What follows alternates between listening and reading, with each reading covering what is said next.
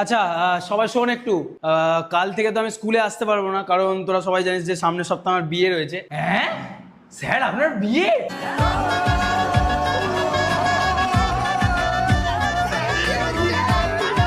Students, আমরা কিন্তু এই চ্যাপ্টারটা এই মাসের মধ্যেই শেষ করব, বিকজ আমার সামনের মাসে তো বিয়ে রয়েছে, আমি তো আসতে পারবো না।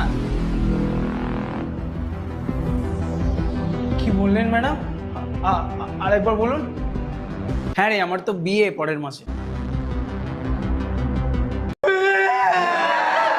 হয়তো কোনোদিন ভুলে যাবে তুমি, ভুলতে কি পারবো তোমার। আমি আজকে ঢেলবো। এসেছি আজকে তোমাকে জানাতে বিদায়।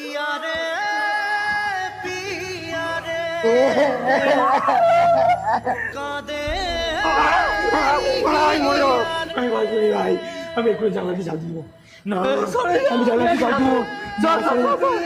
আমি আগে ঝাল দিব, আমি আগে ঝাল দিব। সরে যা, আমি আগে ঝাল দিব।